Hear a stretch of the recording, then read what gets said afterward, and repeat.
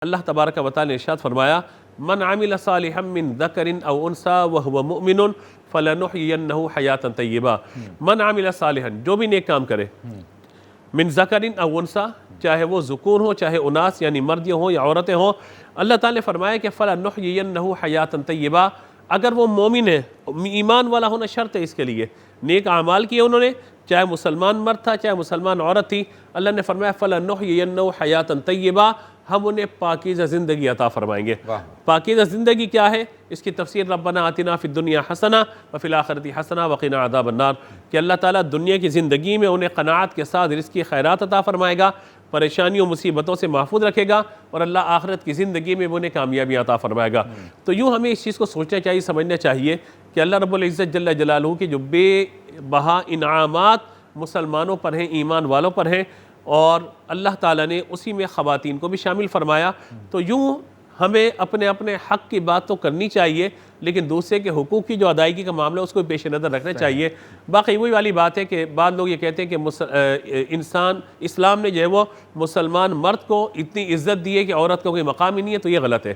यह है कि औरत कहे कि हमें इतना जो है मकाम दे दिया गया, मर्द तो हमारे पाँव की जूती के बराबर, तो ऐसी कोई तख़सीस इस्लाम के अंदर बयान नहीं की गई। अब ये देखिए ख़वातीन के बारे में आप ये देखिए कि हज़रत आयशा रज़ियल्लाहु ताला अन्हा, एक तरफ पूरी सहाबा की जमात है, एक तरफ हज़रत आयशा रज़ियल्लाहु ताला अन्हा है जो घर के अंदर मौजूद है, और 9 साल नबी पाक अलैहिस्सलातु वस्सलाम की ज़ाहिरी हयात में हुज़ूर सल्लल्लाहु अलैहि वसल्लम की खिदमत में मौजूद रही हैं।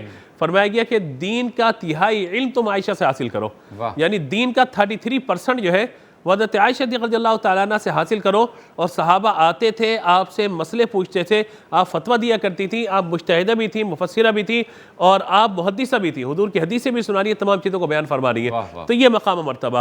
और दूसरा, आज की रात के हवाले से अगर हम ये देखें, कल के दिन के हवाले से, सैयदा खातून जन्नत रज़ियल्लाहु ताला अन्हा के हवाले से, तो फरमाया सय्यदतुन निसाइल आलमीन, तमाम आलमीन की औरतों की सरदार। कौन मर्द उनकी बराबरी कर सकता है? कौन मर्द ये कह सकता है कि मैं अक़ल में, शर्म व हया में, तक़वे में हज़रत सय्यदा खातून जन्नत रज़ियल्लाहु ताला अन्हा की मिसल या उनकी बराबरी कर सकता हूँ? तो फिर ये वो शान है जो किसी और मर्द को जो है अता नहीं की गई। तो यूँ मतलब तफावुत जो है दोनों तरफ रहता है।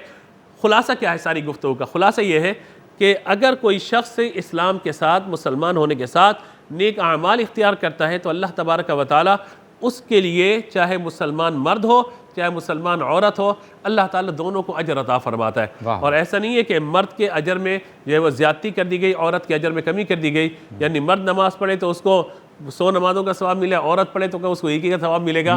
तो ऐसा नहीं है। लेकिन हाँ, इसी में ख़वातीन के अंदर ही आप ये देखिए 22 पारे की पहली आयत मुबारक, कुछ ख़वातीन हैं जिन्हें आम ख़वातीन से भी ज़्यादा रुतबा दे दिया गया।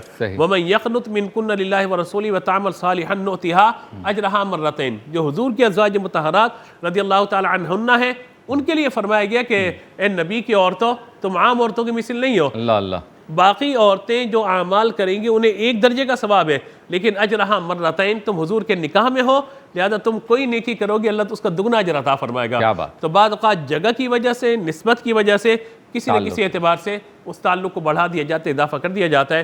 तो खुलासा ये है कि हम मुसलमान मर्द और हमारी जो ख़वातीन हैं वो इस एतबार से मुतमईन रहें कि जो भी नेकी करेगा, जिसमें इखलास ज़्यादा होगा, अल्लाह ताला यकीनन उसे अजर अता फरमाएगा। माशाअल्लाह, ज़बरदस्त हो गया।